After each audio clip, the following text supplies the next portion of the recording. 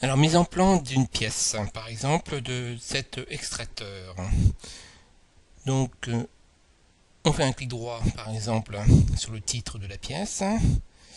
Mise en plan.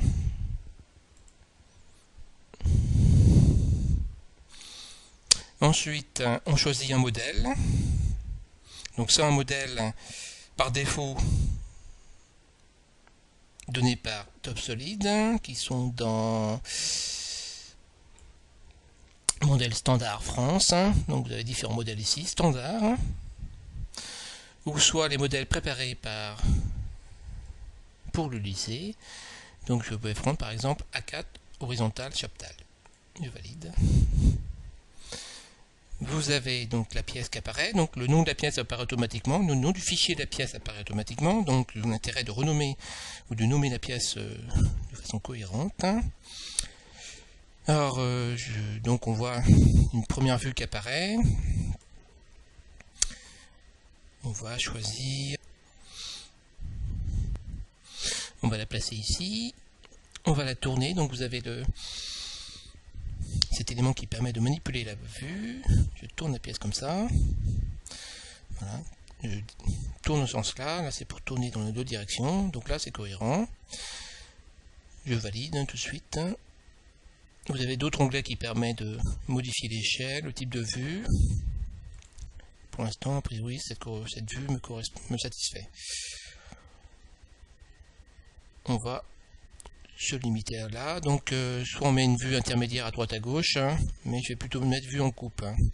Donc pour l'instant ça me suffit, je valide. Je repositionne un peu cette vue sur la droite, sur la gauche, pardon. Alors pour à droite, je voudrais mettre une vue en coupe, donc pour cela je clique sur la vue, je choisis dans le menu vue l'icône coupe. Je clique sur la vue que je veux couper, celle-là. Je clique sur cette flèche. Je définis la ligne de coupe. Donc moi, on a différentes possibilités ici. C'est bien une ligne de coupe verticale. Je fais en sorte de bien cliquer au centre. On voit la petite croix. La direction, en fait, je vais la mettre dans l'autre sens. Donc je vais double-cliquer sur les flèches, sur une des flèches. Voilà. Complète me dit que je vais couper entièrement la pièce. Une fois que ma ligne de coupe est définie, je valide ligne de coupe, polygone de coupe. Je positionne ma vue et je valide.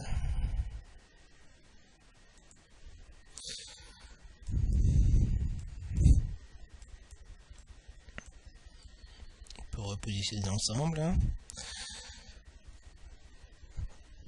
Ensuite, ce que l'on peut rajouter, c'est une vue en perspective, par exemple. Donc on va choisir vue auxiliaire. Oui, j'aurais pu prendre vue auxiliaire, c'est une vue d'un élément d'une vue déjà existante. On peut prendre aussi vue principale. Comme ça, c'est indépendante des autres. Je vais mettre celle-là, par exemple, ici. Je vais la tourner. Alors, je tourne directement avec la molette de la souris. Vous cliquez avec la molette de la souris, vous vérifiez d'abord que cette icône au haut à droite n'est pas active, d'accord, sinon ça va vous forcer le positionnement des vues. Donc vous désactivez cette icône au haut à droite, et ensuite vous cliquez, maintenez le clic avec la molette de la souris et vous tournez la pièce, et vous l'orientez comme désiré. Voilà, moi je la positionne comme ça. Pour changer le type de vue, on va double-cliquer sur cette icône en bas, une fois, deux fois, pour obtenir par exemple ici une vue ombrée. Et je vais cliquer sur la première icône, sur la gauche, pour ne pas voir les arêtes cachées. Voilà, bon, c'est un choix personnel à définir.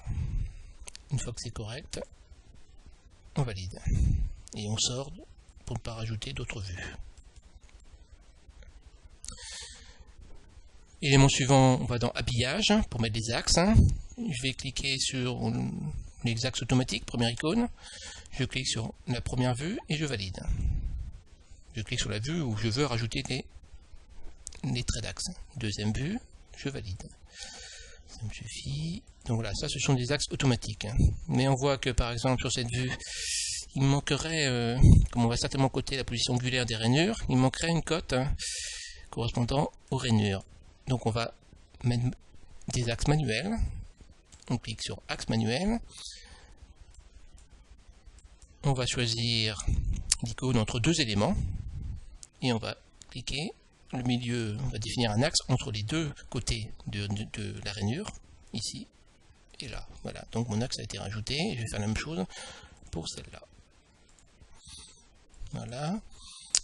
Alors si je désire que mon axe, qui pour l'instant se limite à la largeur de la rainure, se prolonge au-delà de la pièce, je vais me placer sur l'axe, la petite main, clic droit, je choisis prolonger.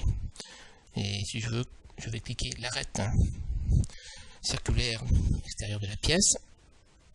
Hop, et on voit l'axe qui s'est prolongé. Je valide. Je peux faire la même chose de l'autre côté en cliquant cette arête. Clic droit, OK. Je fais la même chose ici. Non, j'ai pas validé. Je reviens. Donc ça c'est bon. Je prends maintenant cette arête, clic droit, prolonger. Je clique cette arête, clic droit, OK. Je clique ici, clic droit, OK. Voilà, donc une façon pour ajouter des axes manuellement. Nos axes sont présents, il manque plus que la cotation. Donc cotation, on va prendre l'outil dans le menu habillage, l'outil cote. Donc il y a des outils de cotation automatique, mais ça marche pas très bien. Il faudra après repositionner tous les cotes, c'est un peu long. Donc on peut mettre ça sur chacune des vues. Alors pour coter une cote de diamètre, il vaut mieux cliquer les deux traits. Donc c'est 125. Voilà, donc à vous de rajouter les différentes dimensions nécessaires à la compréhension de la définition de la pièce. Voilà pour les codes de longueur, on peut indiquer ici les diamètres aussi. Bon, faut pas que ce soit redondant, il y en a deux, c'est pas utile. Les cotes, donc maintenant qu'on a les axes, on peut indiquer les cotations angulaires, 120. Largeur de rainure. Positionnement de la rainure verticalement. Voilà. Pour les codes de chanfrein, on va le mettre par exemple ici, on utilise l'icône code de chanfrein. On code d'abord l'arête de chanfrein et après un côté par exemple pour indiquer la direction. On place ici. Si on a besoin de déplacer une cote, donc alors je vais d'abord coter l'autre. Alors hop, je vais repositionner celui-là ici. Alors on voit qu'au niveau du positionnement, je me déplace celui-là. Il y a une différence, si je clique sur le texte, on déplace que le texte. Un petit peu le trait quand même. Et là, on peut définir, repositionner l'ensemble de la cote. Comme le diamètre. Si je clique sur un texte, alors si je clique sur un texte, on peut si on désire déplacer une cote, il ne suffit pas de cliquer sur le texte, il ne faut pas uniquement que cliquer sur le texte, parce que je ne peux là par exemple déplacer que latéralement le texte. Si je veux modifier la position complète de la cote, il faut cliquer sur le trait de la cote. Voilà, comme ça. Pareil pour les cotes de longueur. Si je clique sur le texte, on peut déplacer la position de la texte sur la ligne de cote. Mais si je veux déplacer verticalement, c'est sur la ligne de texte. Donc voilà, donc pour une mise en plan, avec une vue principale, vue en coupe, vue en perspective.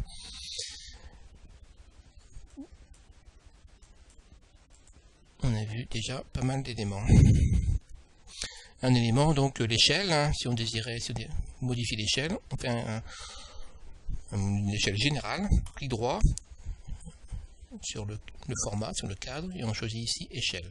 Donc pour l'instant, par défaut, il a été calculé une échelle de 0,5. Si on désire imprimer, on fait imprimer.